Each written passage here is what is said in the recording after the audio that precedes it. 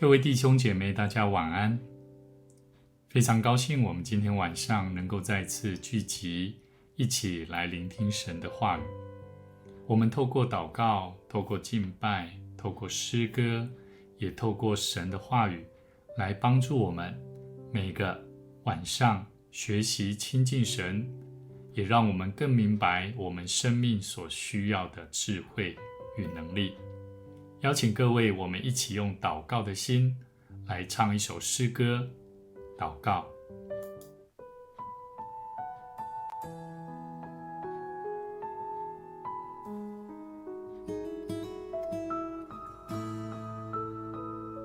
祷告是种跟上帝亲近的机会的一个媒介，我们透过祷告能够更明白上帝的心意，将我们心里面所需要的来向我们的上帝求告神，神必定在我们生活当中，在我们所需要的上面来补助我们。因为我渺小，祷告，因为我知道我需要明了你心意对我重要，祷告已假装不了，祷告因为你的爱我需要，你关怀我走过的你都明白，有些事我只想要对你说，因你比任何人都爱我，痛苦从眼中流下，我知道你为我擦。在早晨我也要来对你说，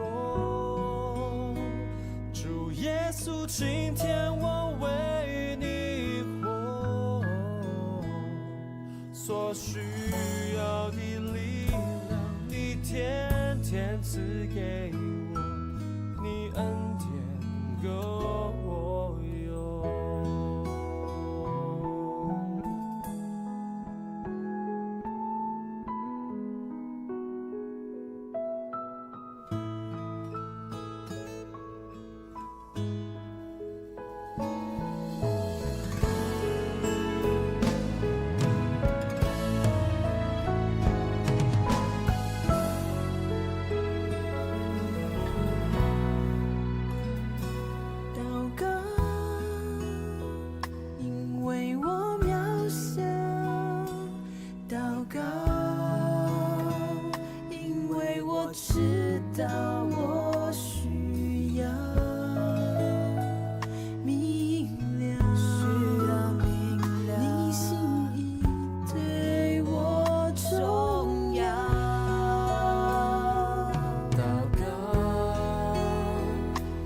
假装不了，祷告，因为你的爱我需要，你关怀我走过的你都明白。有些事我只想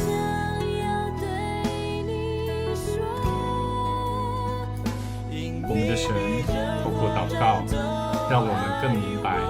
上帝的心意，也让我们的心更明白上帝一直与我们同在。无论你遭遇任何的困难，透过祷告，神都要安慰你的心，再次给我们更多的力量以及鼓励。主耶稣，今天我为你活，所需要的力量你天天赐给我，你恩典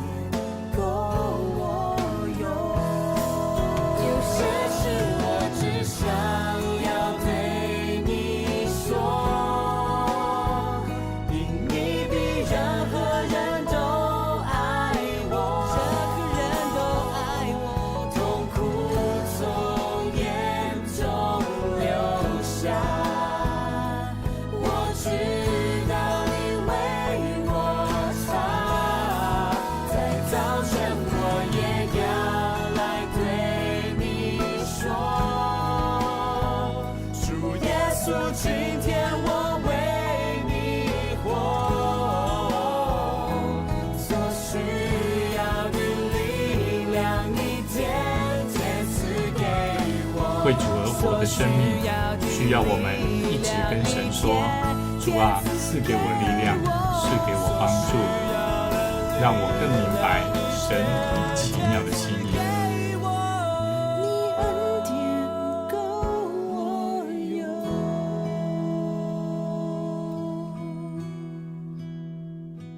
所需要的力量，你天天赐给我。你恩典够我用。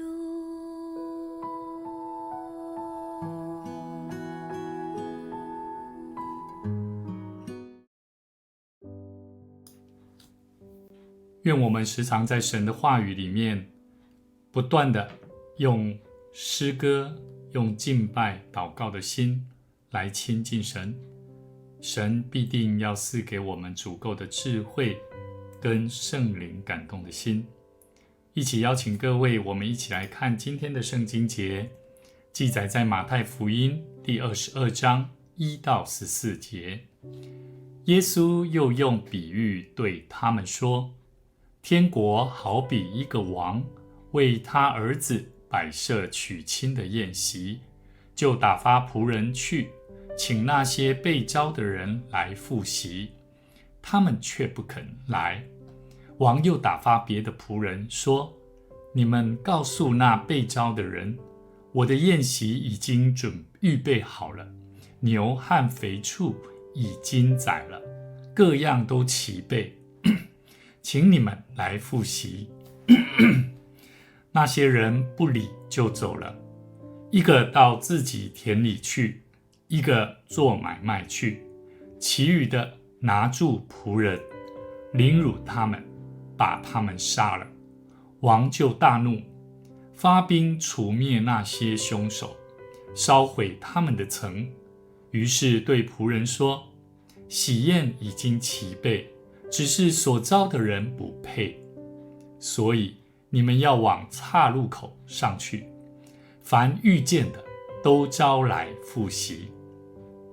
那些仆人就出去到大路上，凡遇见的不论善恶都招聚了来，宴席上就坐满了客。王进来观看宾客，见那里有一个没有穿礼服的，就对他说：朋友，你到这里来怎么不穿礼服呢？那人无言可答。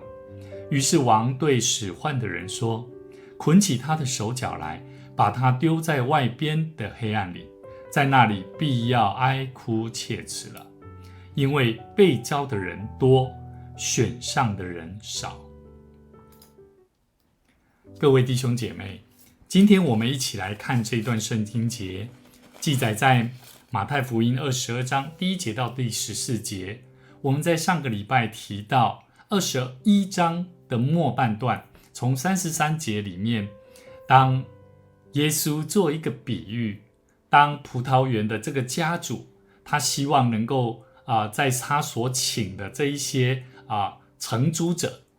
那这些承租者他们并没有将这个葡萄园家主所期待的把它做好管理，甚至他们自己也不愿意去改变自己的生命。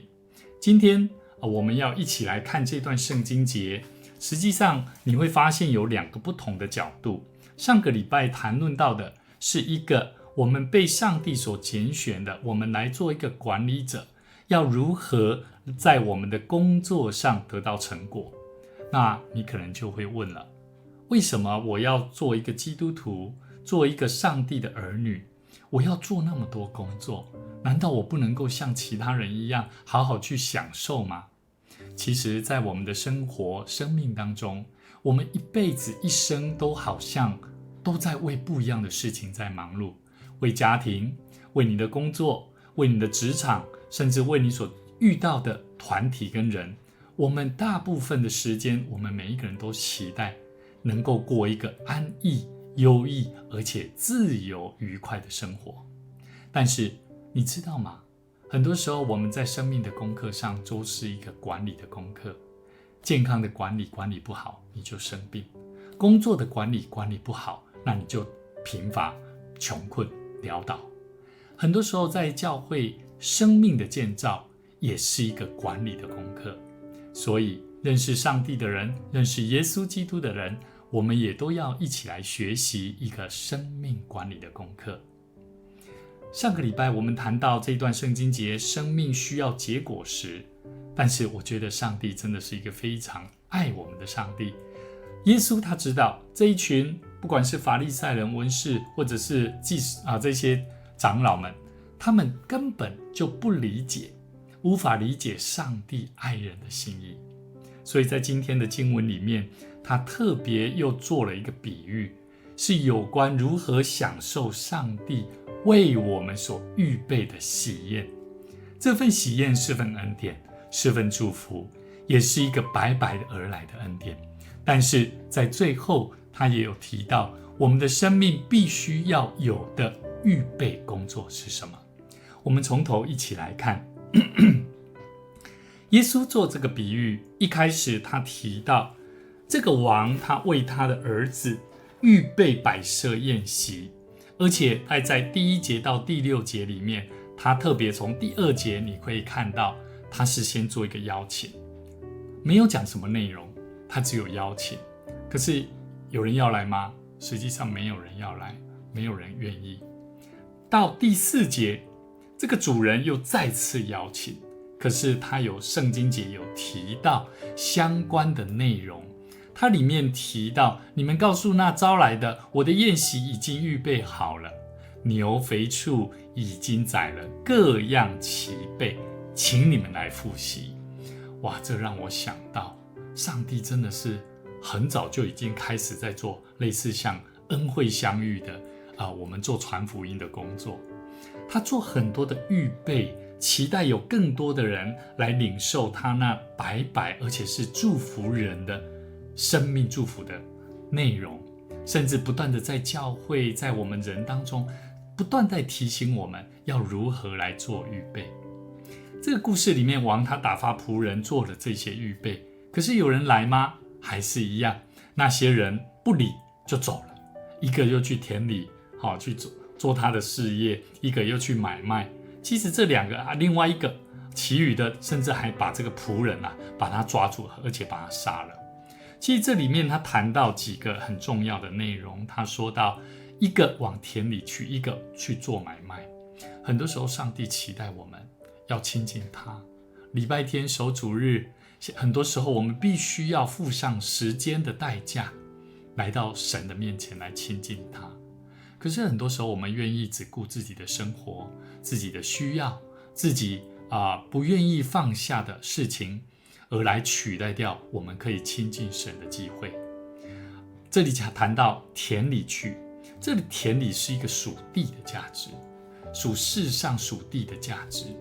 而这里谈到买卖，买卖当然就是钱财啦。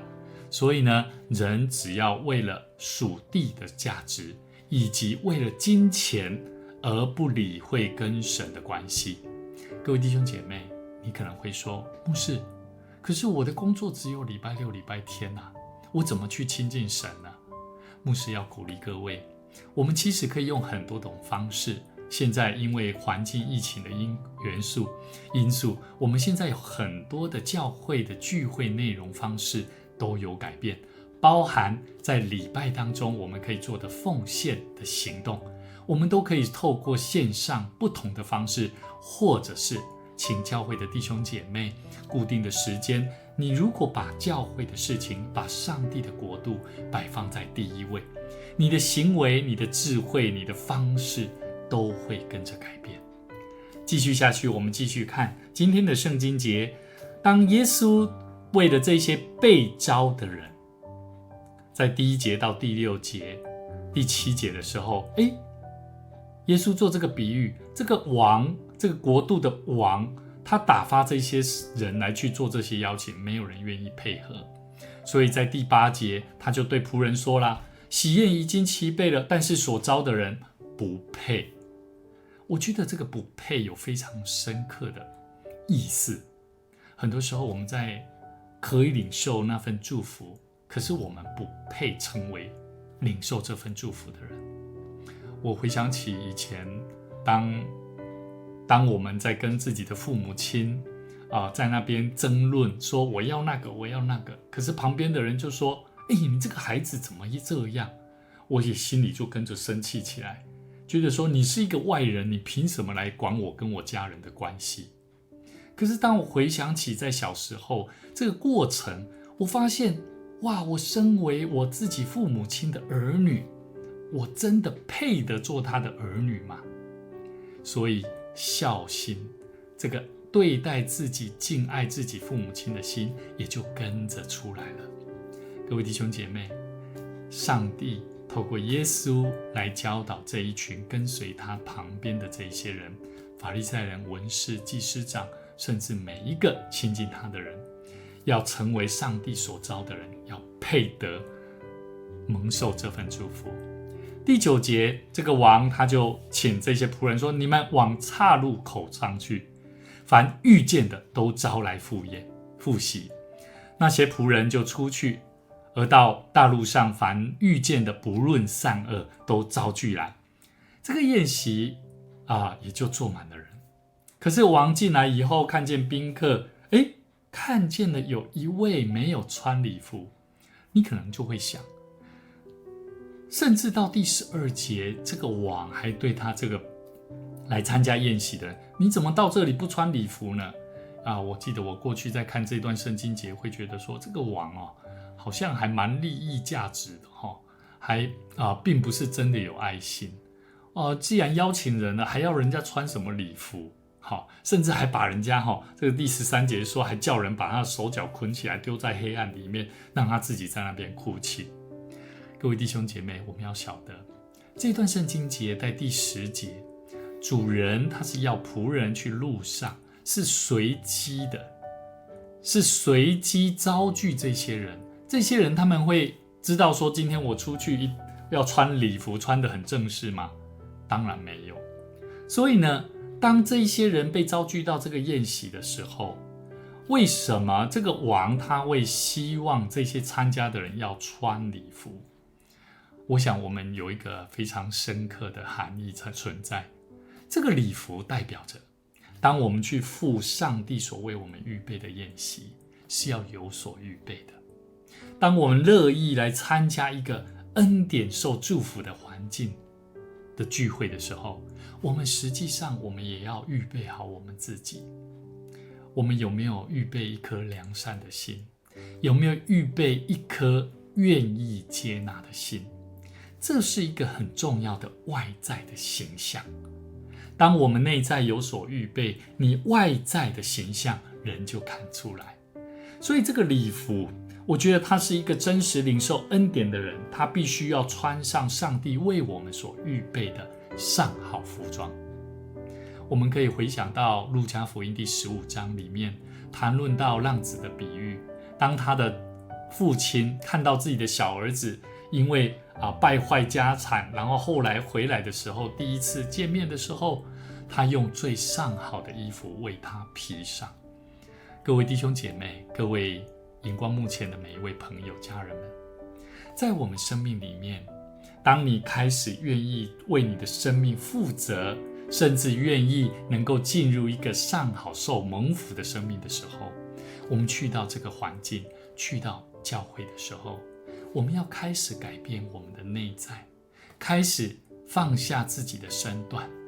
把那个上帝期待我们做到的事情，我们试着尝试去接触看看。我相信上帝要祝福我们各位，帮助我们，让我们的生命不至于如同我们今天所看第13节，当这个王看见他已经将所有的祝福临到给我们，可是我们却没有做好预备的时候，我们会发现我们不再是那被召的，因为我们被排除在外，而且我们没有被选上。我觉得在我们生命里面，我们领受很多的祝福，期待我们不仅是被神所呼召的基督徒，我们更乐意能够成为上帝所选上，为他成为他所重用的儿女。愿主赐福大家，让我们一生学习在主的爱里面来领受神满满的恩典。我们一起来祷告。爱我们的天父，感谢你用你的话语来帮助我们，来引导我们的心，好叫我们的生命能够活在你恩典祝福的里面，不仅是成为一个被召的人，也能够在被召的使命生命当中，能够预备好我们自己，为主你做传福音的工人，能够分享带领更多还没有领受这份祝福恩典的朋友跟家人。愿主你赐福给我们，让我们领受在上帝所为我们预备的宴席里面，成为一个喜乐有盼望的人，将我们每一个朋友家人们交在主你手中。愿你的灵充满在我们生命家庭生活当中。祷告赞美祷告，奉主耶稣基督圣名来求，阿们。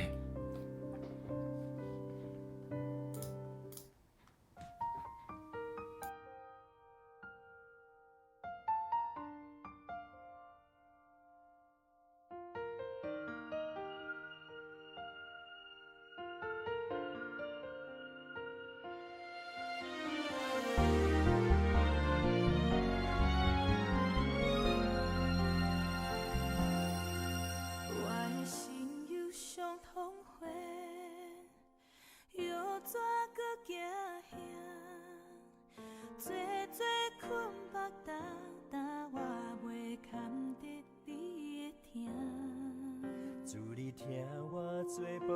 贝，不捌放下我，予我永远踮你面前，不免搁着惊。主你的疼，透望我的心，安慰我，无论需要我，坎坷也开阔，绝无啥物会当拆散。主你的疼，引带我的路，保护我，对答到永远，坚持无变化，绝无啥物会当拆散。主你的疼。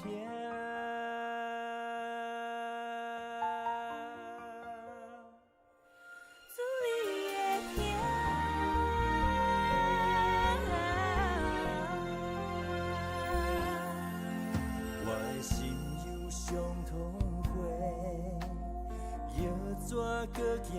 遐？做困目重重，我袂牵得你的疼。主你听我做宝贝，不捌放下我，予我永远踮你面前，不免搁着惊。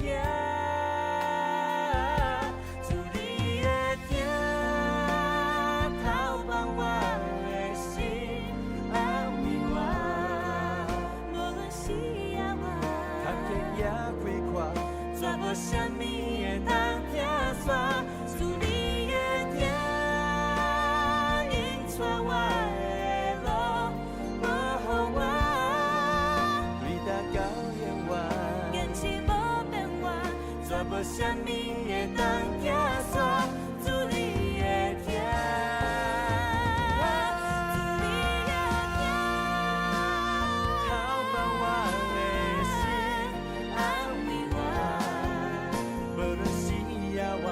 坎坷也开阔，绝无啥物会当拆散。你的疼，引带我的路，保护我，对答到永远，坚持无变化，绝无啥物会当拆散。主你的疼。